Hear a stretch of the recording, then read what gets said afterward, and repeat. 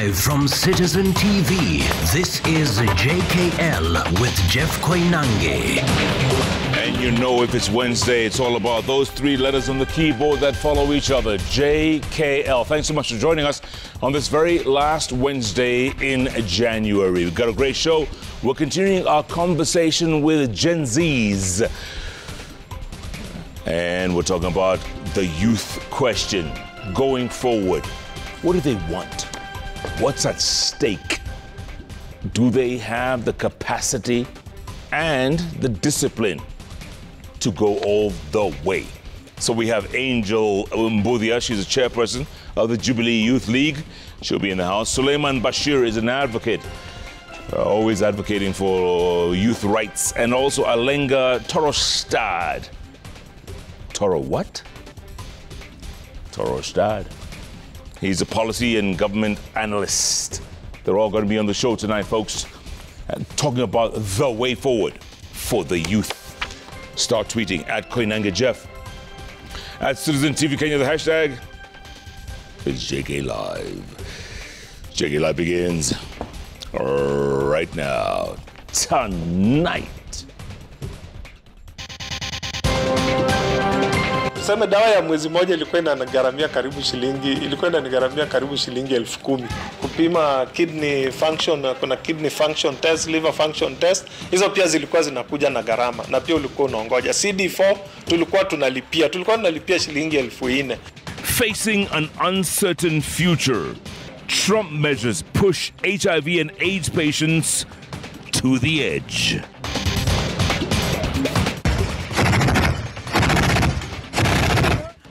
Rwanda-backed M23 rebels tighten grip on Goma as DRC President Felix Tshisekedi skips EAC meeting convened by President Ruto.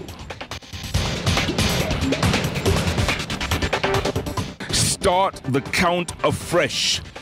Court cancels 2019 census results for Wajir, Mandera, and Garissa and orders a recount within 1 year. So usitutishe ati rais a one-term president. And pia watu wengine wanatutisha huko jana. Ati our job is to make sure William Ruto is a one-term president. That is your objective. Hiyo tu. Don't intimidate us.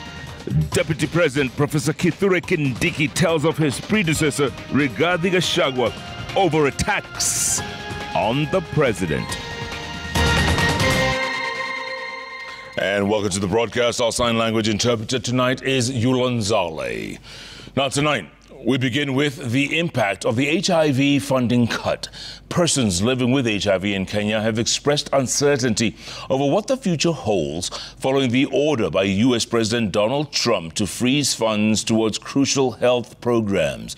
A number of clinics targeting key populations have already closed shop, with stakeholders raising concerns over the ripple effect of increased new HIV infections in the coming years.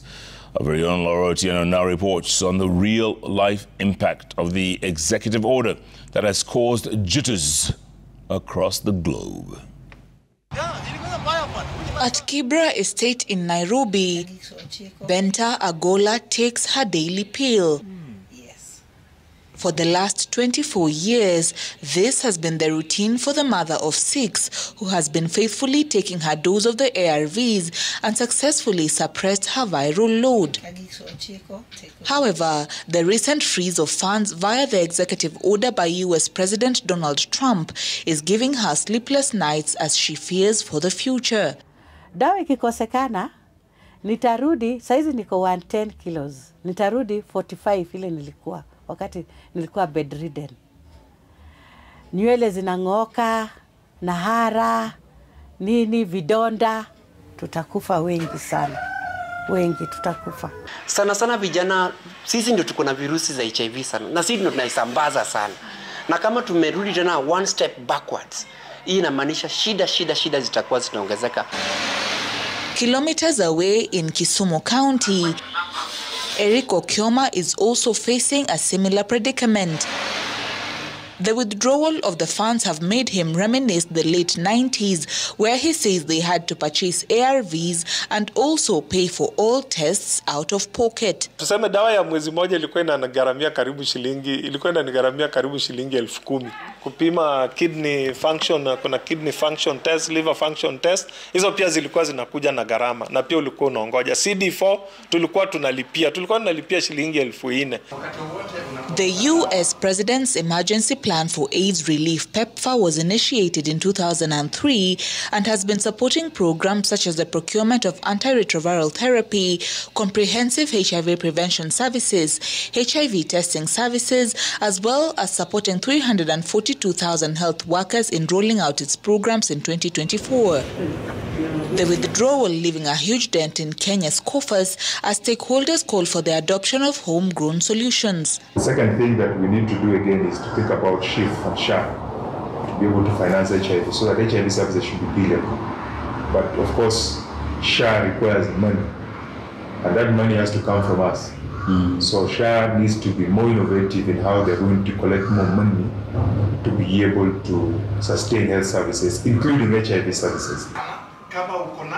In Kisumu County, 9 clinics that were serving key populations have already been shut down, casting a shadow of uncertainty over access to HIV preventive services. For now, Eric, Benta and others cling on to hope that the government shall bridge the funding gap and ensure sustainable supply of the life-saving drugs as well as scaling up preventive measures. Laura Otieno, Citizen TV. All right, Laura, thanks so much for that. Now, it's a relief for millions of people living with HIV after the U.S. approved an emergency humanitarian waiver, which will allow people to continue accessing HIV treatment funded by the U.S. across 55 countries worldwide. The decision means more than 20 million people living with HIV can continue to receive life-saving HIV medication during the assessment of the U.S. foreign policy. In the meantime, the government is assuring Kenyans currently on antiretroviral for HIV management that they will continue to receive their packages despite the U.S. freeze on funding on the same. The Director General for Health, Dr. Patrick Amoth, says the country has sufficient stock to last at least 6 months. We get more from our very own Brenda Wanga. Of pardons and commutations relating to... In the aftermath of the cut in funding of HIV-related programs by the USA government, the Kenyan government is assuaging the fears of nearly 1.3 million men, women and children currently on ARVs. Our prescription pattern for antiretroviral therapy is that we give you 3 to 6 months of medicines. So nobody should be able to miss their medication despite what is happening out in the global arena. That is for us to be able to discuss as technical experts. Our role is to ensure that we shield the patient who requires treatment and ensure that they continue to receive the treatment.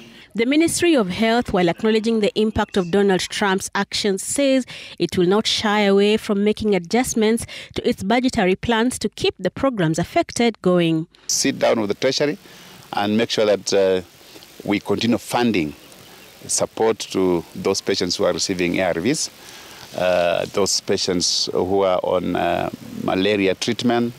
The nets we must continue distributing the nets. So it's just a question of now changing or adding additional resources through the National Treasury as opposed to where we're relying on the development partners. The impact of the stoppage of the funding is only beginning to crystallize. According to the World Health Organization, the American government's actions has the potential to increase the risk of illness and death, as well as undermining the efforts to prevent transmission.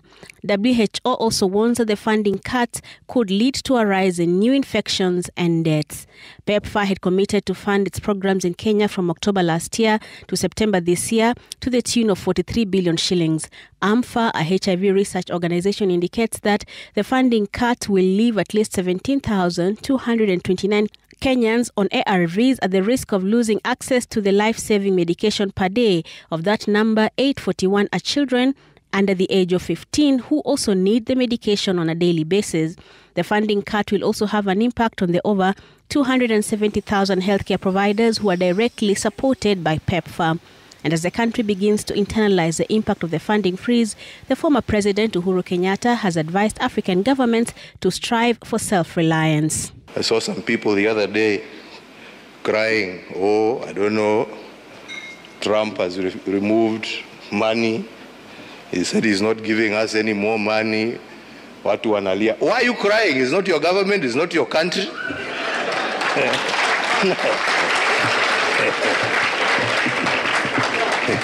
He has no reason to give you anything.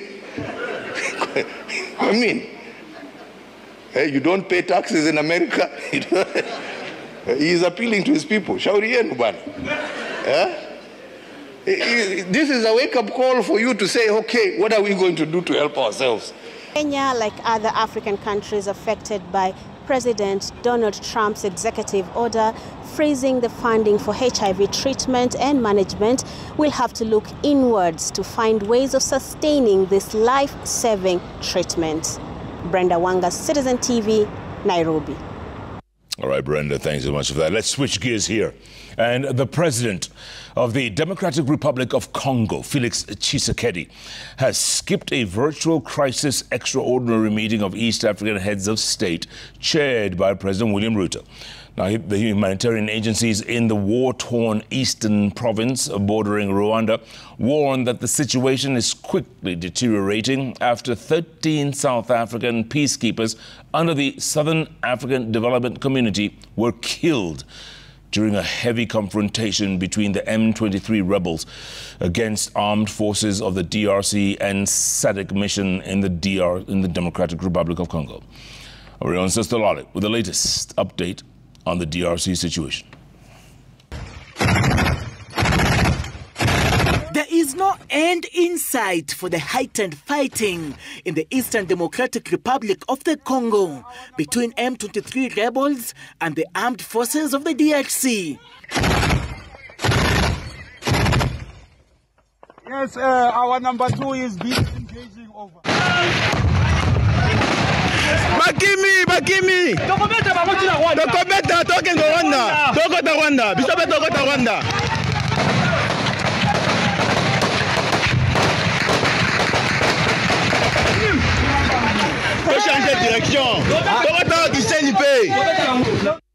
Hopes for an immediate ceasefire to stop the war and reduce the threat of a fully blown-out war between the DRC and its neighbor Rwanda are diminishing after DRC's President Felix Tshisekedi announced that he will not attend a crisis extraordinary meeting of East Africa heads of state chaired by the region's chairperson, President William Ruto. President Ruto had announced that both Tshisekedi and his perceived nemesis Paul Kagame had confirmed attending the meeting aimed at resolving the crisis through immediate emergency response. State House has confirmed to Citizen TV that the meeting was scheduled to take place this evening in the absence of President Tshisekedi.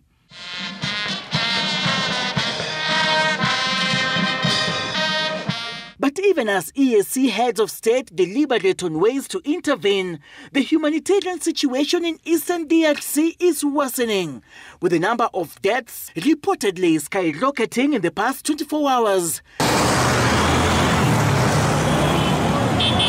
The fatalities include 13 South African peacekeepers under the Southern Africa Development Community who were killed during a heavy confrontation between the M23 rebels against armed forces of the DRC and SADC mission in the Democratic Republic of the Congo.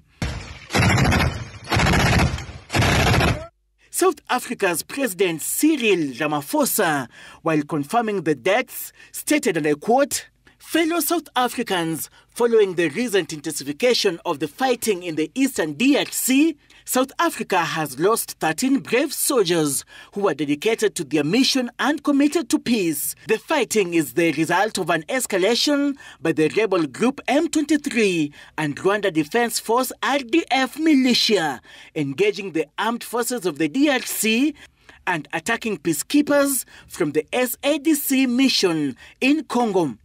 On behalf of the government and the people of our country, I express our sincerest condolences to their families, their beloved ones and colleagues. We bow our heads in honor of their heroic and gallant fight for peace.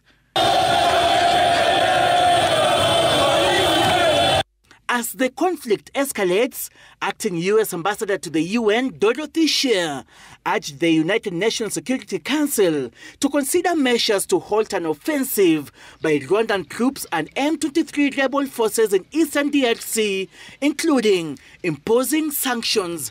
Seth Olale, Citizen TV. Some of that footage is courtesy of Bird News Agency. Thanks so much for that. We appreciate that. All right, back home again. And the Independent Policing Oversight Authority, IPOA, now says it lacks the capacity to investigate cases of abductions in the country, which are widely believed to be carried out by police units. IPOA Chairperson Itzak Hassan explained that the Inspector General of Police has denied any police involvement in abductions, and IPOA cannot therefore launch investigations. Get more from our very own Ben Kirui. The mystery surrounding the recent wave of abductions, particularly who is behind the enforced disappearances, continues to deepen. The Independent Policing Oversight Authority, IPOA, has stated that it lacks the mandate to investigate the abductions, largely blamed on the police by members of the public. IPOA arguing that the police have distanced themselves from the abductions. The IG came out and said, they are not our officers. And you see, IPOA is works on an act of parliament, and we investigate misconduct by police officers. And now when you have got people who are in hoods with fake number plates, who are abducting people, and then they take them not to a police station, but to a different place.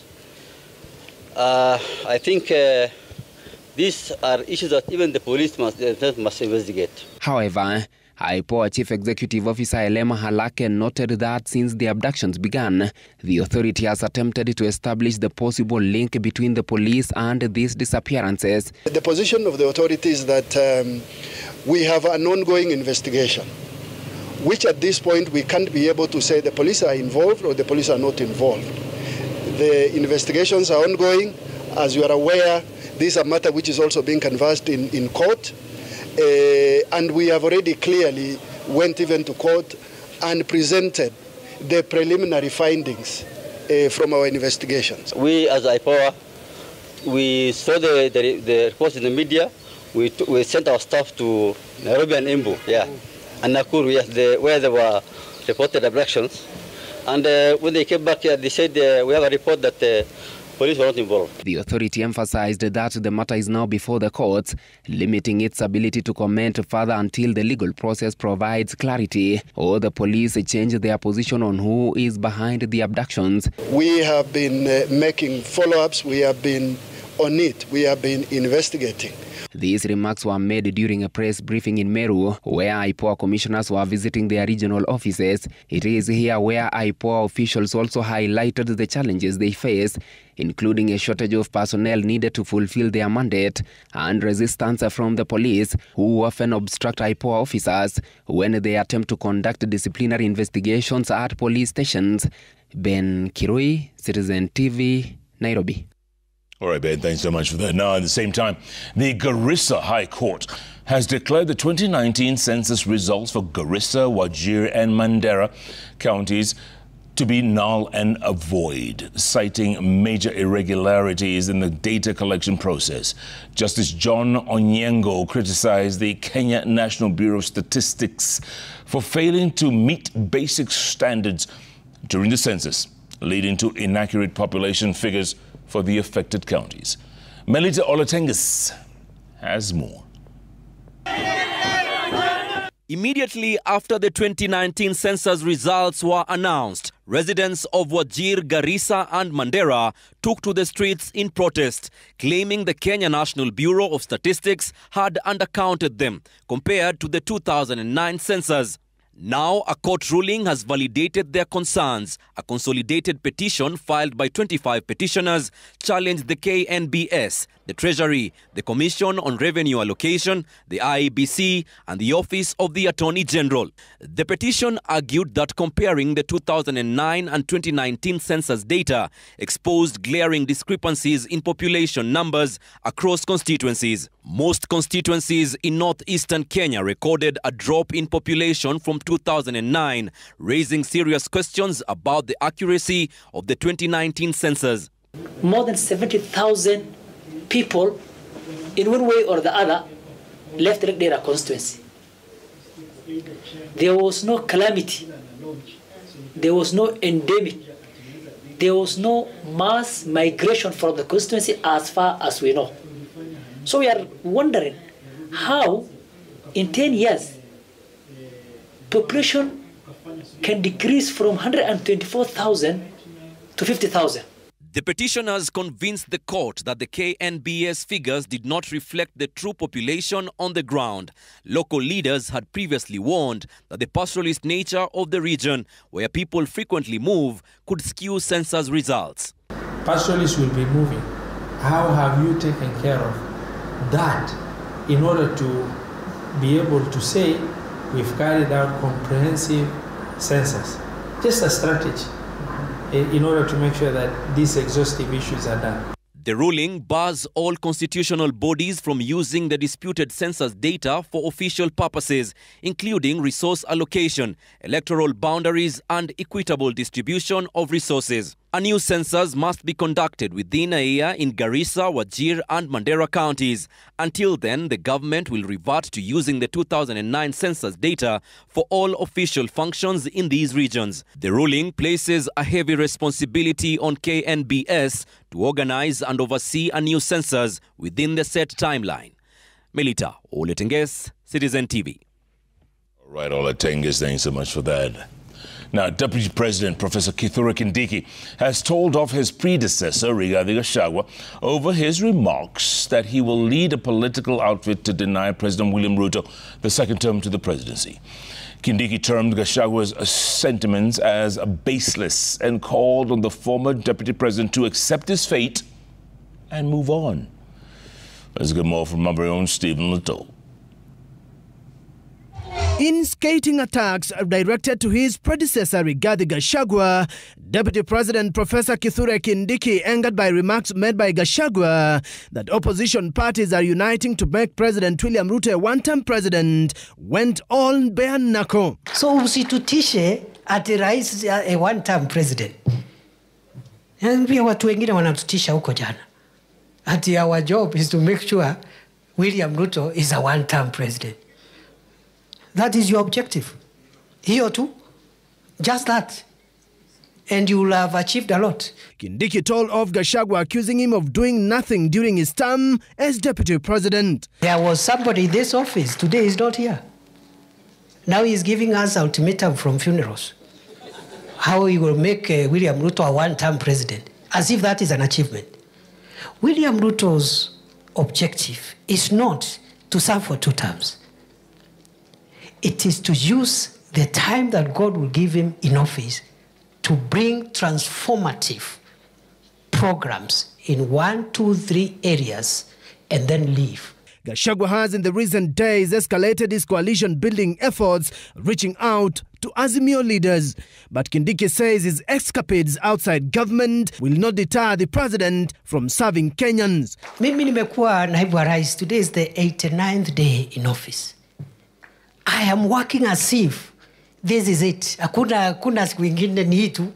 That's how I'm working, because you don't know. We live and work by the grace of God. Lands and Housing Cabinet Secretary Alice Wahome also mounted attacks on the former Deputy President, especially on his criticism of the affordable housing project. The other day I was very saddened by former Deputy President's statements.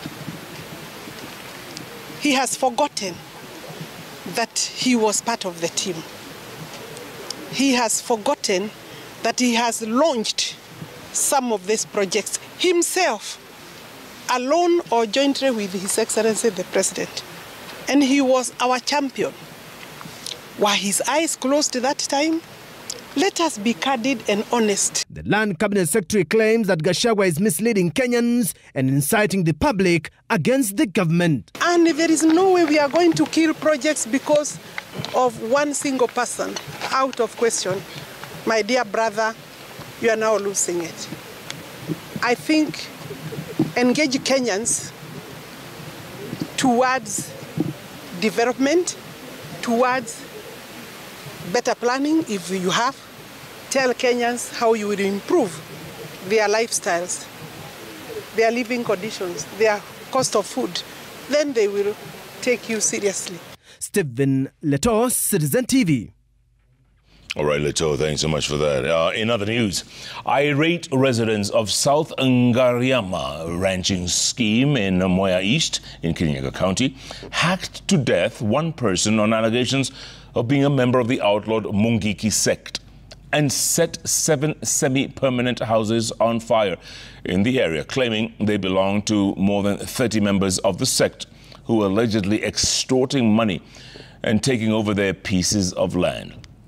Let's get more from our very own Jorogi Gatete. The flame and smoke from this destroyed house is a reflection of the magnitude of South Ngariama residents' anger. For the better part of Wednesday, this area was turned to a battlefield.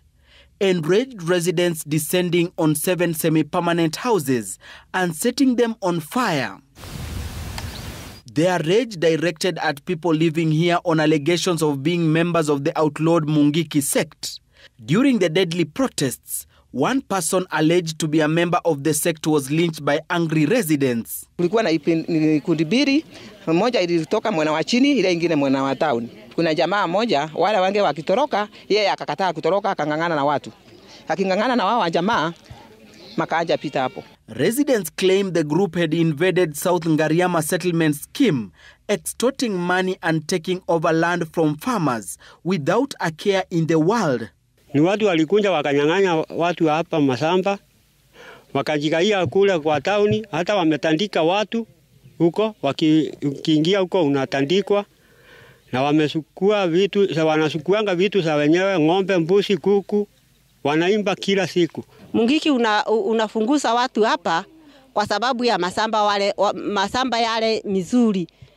Ukipata samba mzuri na hapa sini kulikuwa na manji, wakikukuta huko wakakufunguza. Wanakuja wanachukua vitu za mtu, ati ukipeleka machini kwa mtu wanakulipisha.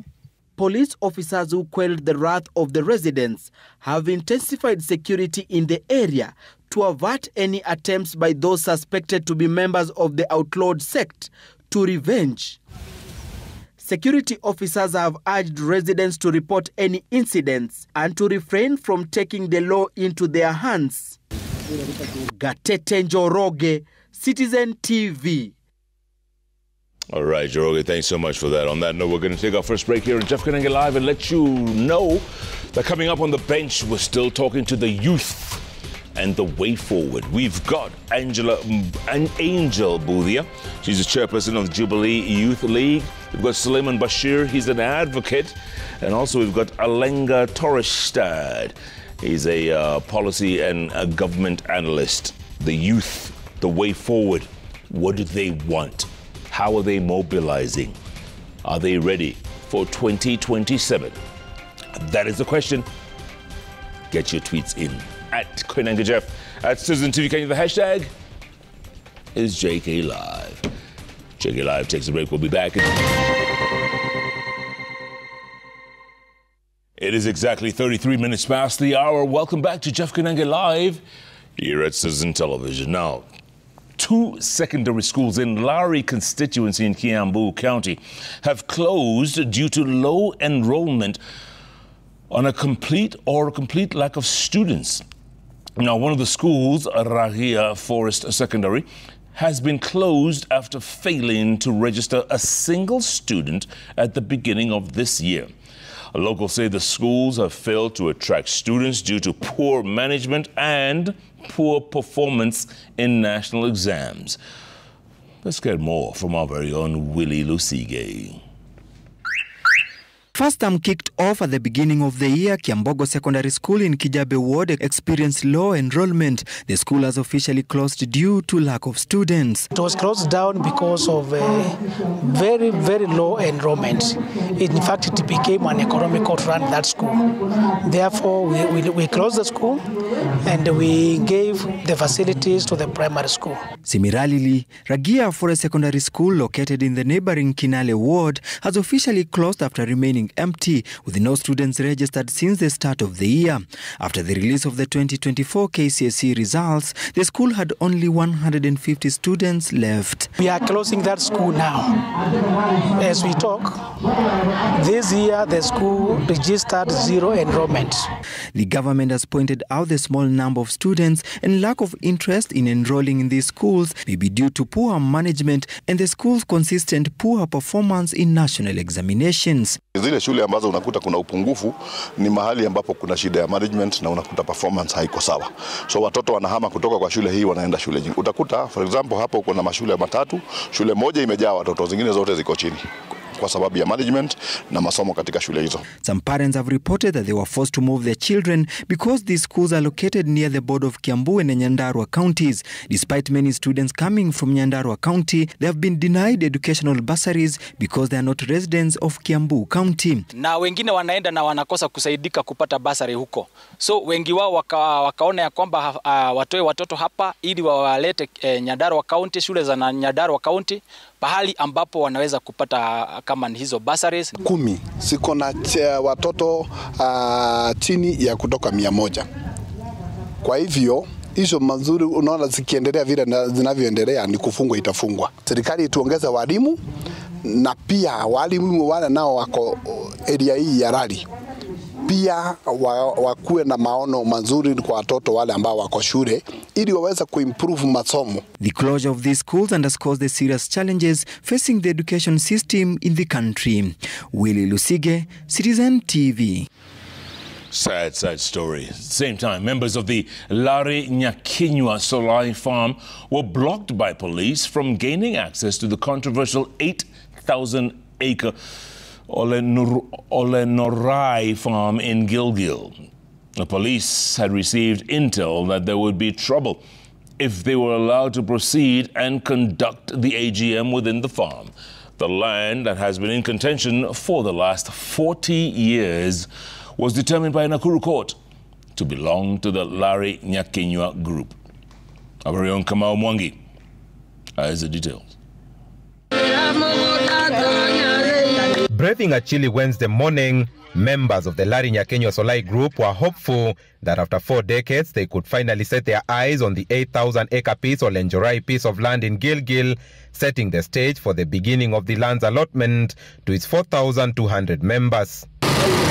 Their journey, though, cut short midway after the 30 buses ferrying the members were stopped just before they could get close to the farm, following what the police have since revealed to be intelligence reports of plans to attack them upon arrival by current occupiers of the land. Tulikuwa tumefika mapema kama saa 3, saa hizi ni saa 9. Na bado tuko hapa Gilgil na watu walikuwa willing sana kwenda kwa shamba. Hata saa hizi bado tuko hapa tunaomba vile tunaweza fika kwa shamba. Tukiwauliza ni nini wanatuzuia kwenda kwa shamba, wanatuambia hakuna ulizi.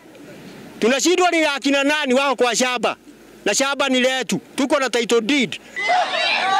This evening, locals occupying the contested land vowed to protect the said piece, asking government to compensate the Lareno group, maintaining that they are the bona fide owners. Shamba hii tulipewa na Rais Moi wakati ambayo iko hai. Kama iko shida, siku hiyo ndio hawangekuja, si leo. Kwa hivi sisi watu ya kujikinga na hatugobi na hatuhami. Wale watapatiwa pesa na watoseke watuondokee. Kwa hivyo wakati tunapata tena wamefunja ile agreement ilikuwa ya Sasuri ambaye alikuwa chairman ya mashamba, tuliandika agreement tuko naye. According to the police, the scheduled visit that would have doubled up as the Lareno Kenya members' annual general meeting would have turned ugly, going by intelligence reports. After analyzing this and putting this into context, it was decided that the meeting be postponed until such a time that the environment could be peaceful enough for such a meeting. Following today's incident, members of the Lareno Kenya Solai farm now want the government to ensure that justice is served, having fought in the corridors of justice for 4 decades. Kamau Mwangi, Citizen TV. All right, switching gears here. Thanks, Kamala. Now, Sarah Wairimo Kamotho, widow of the late slain businessman Tob Cohen, has pleaded not guilty to charges of murder. Now, Wairimo was arrested last week after the Director of Public Prosecutions, Benson Ingonga, reviewed the case and found that she has a case to answer on the murder of her husband. Now, Cohen's lifeless body was found in a septic tank back on September the 13th, 2019. The suspect, through her lawyers, wants the court to release her on a cash bail, which the prosecution has opposed. The court will hear the bail application on the 3rd of February.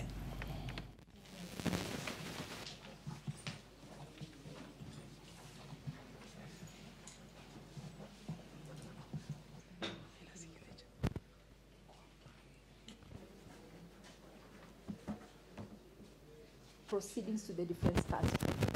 We do it online. Just go back into.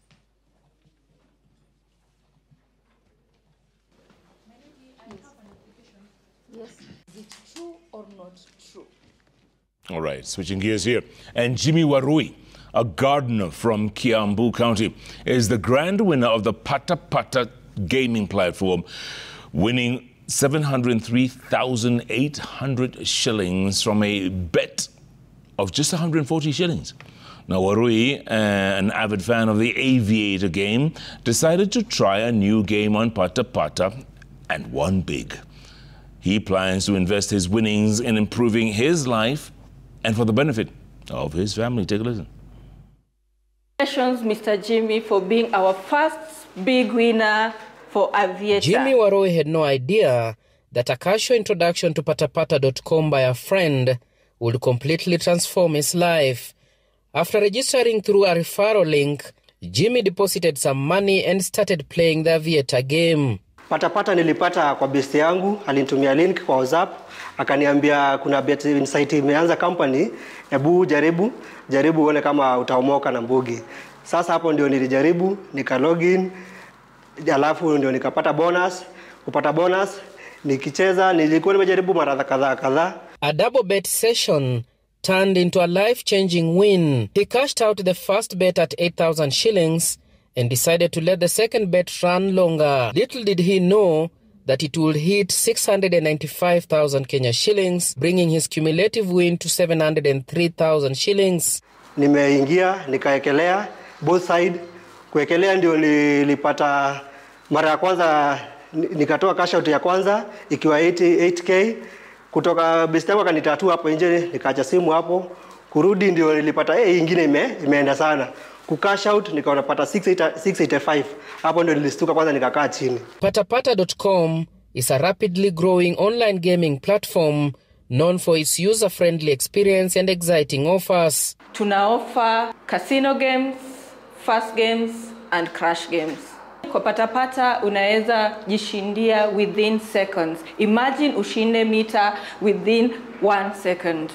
Deal gani poa unaweza pata kama sio Patapata? Every Saturday kuna Super Sato ambayo ukideposit you get double of your stake. Which other betting site can offer all these? Jimmy's story is a perfect example of how small decisions can lead to big wins on patapata.com. Steve Shitera, Citizen TV, Nairobi. Congratulations to the winner there. Now, at the same time, the High Court will on Thursday rule on whether 10 police officers implicated in the murder of baby Samantha Pendo and 39 protesters from Kisumu County will take a plea or not. The Director of Public Prosecutions, Benson Ingonga, sought a further adjournment in the prosecution of the officers, citing the need for additional time to review the investigation's file and locate the 11th suspect in the case, a missing retired police officer. However, lawyers representing the victims, led by Amnesty International and the Law Society of Kenya, rejected the DPP's application for an adjournment, accusing the prosecution of using delay tactics aimed at prolonging the case.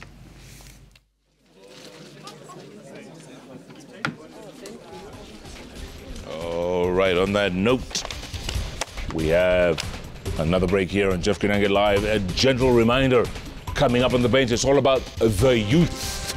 That's right, they are indeed the future, and the future is now. We've got Angel Mbudia. She's a chairperson of the Jubilee Youth League.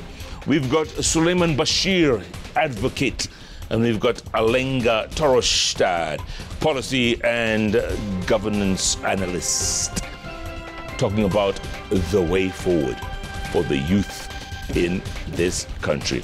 And I know lots of youths or young people out there want to respond and comment and question. Send them right through at Koinange Jeff, at Citizen TV Kenya. The hashtag is JKLive. JKLive takes a break. We'll be back. Business news, sports news up next, and then the bench.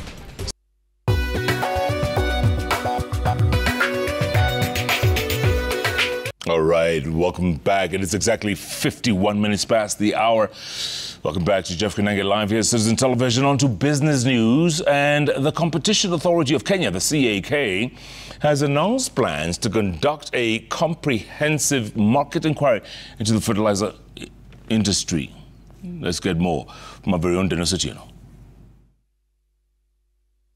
According to the Competition Authority of Kenya Director General David Kemei, the inquiry will delve into critical aspects of the fertilizer market, including trade dynamics, market structure, levels of concentration, and cost components along the value chain. It will also analyze pricing trends, supply chain inefficiencies, and possible barriers to entry that may be stifling fair competition. Additionally, the study seeks to uncover any anti-competitive practices, such as price fixing, hoarding, or cartel-like behavior that could be distorting the market and driving up costs for farmers. To ensure a transparent and inclusive process, CAK, in partnership with the EAC, will engage stakeholders from across the agricultural sector, including importers, manufacturers, distributors, and farmer organizations to gather valuable insights. Agricultural commodities account for 65% of the EAC intra-regional trade. Last week, agricultural stakeholders in the country met to discuss challenges faced by smallholder farmers, particularly in sustainably adopting both organic as well as inorganic fertilizers. We contribute about 2.93% of the total fertilizer consumption in Kenya. That is very, very low. When you're looking at farmers, like 6.5 million registered farmers. It's economics. So farmers need to see the return on investment. And if they do the right way, you will see the return on investment. But then there's an initial cost of investment. The findings of this year-long inquiry are expected to offer a roadmap for policy interventions aimed at promoting a more competitive, efficient and fair fertilizer market, ultimately ensuring farmers can access quality inputs at reasonable prices. Kenya's fertilizer market is heavily dominated by imports, which account for nearly 70% of total supplies. The Competition Authority hopes that the findings from this inquiry will help address all competition concerns detected. Dennis Otieno, Citizen TV, Nairobi. All right, Dennis, thanks so much for that. Now, innovators developing artificial intelligence-based solutions have been urged to harness the transformative potential of AI while ensuring responsible and ethical application remains a priority. Experts emphasize that while AI is revolutionizing industries at an unprecedented pace, it is crucial for developers to maintain accountability to drive positive societal impact. Let's get more from our very own Jimmy Mbogo. And we charge on a per sample basis. A recurring theme at the inaugural AI Kenya conference was the future of work. AI leaders debating whether companies should adopt technologies that replace human labor or those that enhance and augment it. According to industry experts, AI-driven innovations must create more jobs rather than eliminate them. Additionally, sector leaders advocated for AI solutions that not only expand job opportunities but also consider their broader impact on the end user. So whatever we build, we must build with great responsibility, because that is the nature of this is how things are right now. So think about the outcomes. What sort of experience do you want? And then also, what sort of effect does this tool or tools have on the person who's using it? To enhance scalability and ensure AI solutions developed in Kenya are commercially viable, innovators have been encouraged to leverage on data effectively to understand their end users. Companies have also been urged to upskill their workforce to ensure that employees can adapt and remain competitive in an AI-driven economy. The agriculture sector has been highlighted as an area with immense potential for AI-based solutions. So as an entrepreneur, when you're setting up your company, one, pay attention to the unit economics, and for each of us to make sure that we are incentivizing those entrepreneurs so that they don't have to fully rely on private equity or outside other sources of funding, that it's a sustainable business model. I do think that there's a lot of importance in terms of integration of AI into agriculture. Why is this important? If we can create a more efficient system, then we would have faster turnaround times. And what that means is we're saving farmers costs. Farmers who can't generally afford the requirements that they have. And we could solve the biggest problem in agriculture, which is yield production. Industry leaders have also called for tech-friendly policies that encourage innovation and investment in AI rather than stifling growth. Jimmy Mbogo, Citizen TV, Nairobi. All right, Jimmy, thanks so much for that. Now, Kenya's entertainment and media industry is poised for growth, according to the latest Africa Entertainment and Media Outlook report by audit firm PricewaterhouseCoopers.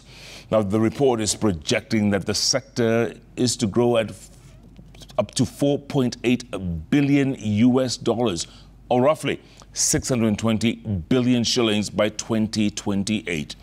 The report attributes the surge to a young population, rising smartphone penetration, and improved internet access. The sector grew 5.8% in 2023, surpassing the 5% global average, with internet advertising driving this growth.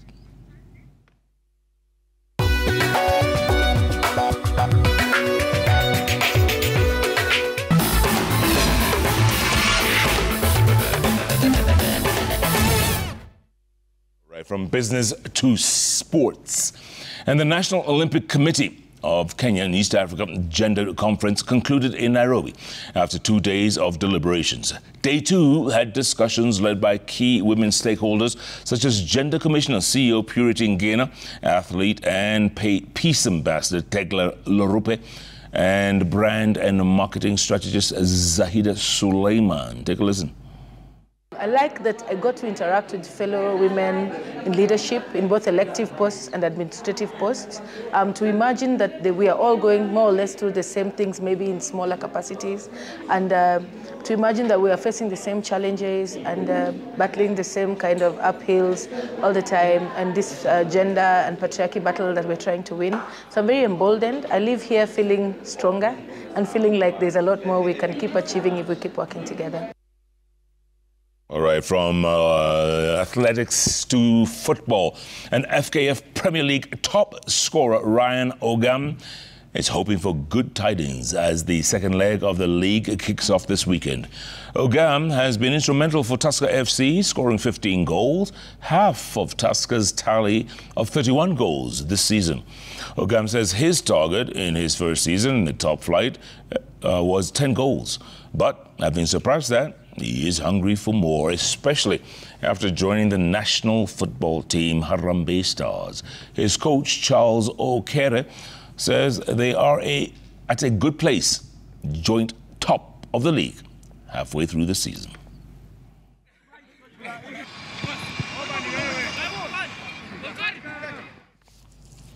Now, a group of Kenyan bikers are on a tour around Africa, having set off from Nairobi on the 19th of January. In 10 days, they have crossed 3 countries, Tanzania, Malawi, Zambia. The journey from Nairobi has taken them to Mombasa, Tanga, Iringa and Matema in Tanzania, then Nkata Bay and Lilongwe in Malawi. Then they crossed into Zambia through Chipata and rested at Livingstone, having passed through Lusaka. On Thursday, they cross over to Zimbabwe, then head to Botswana. So far, they have covered 3,749 kilometers.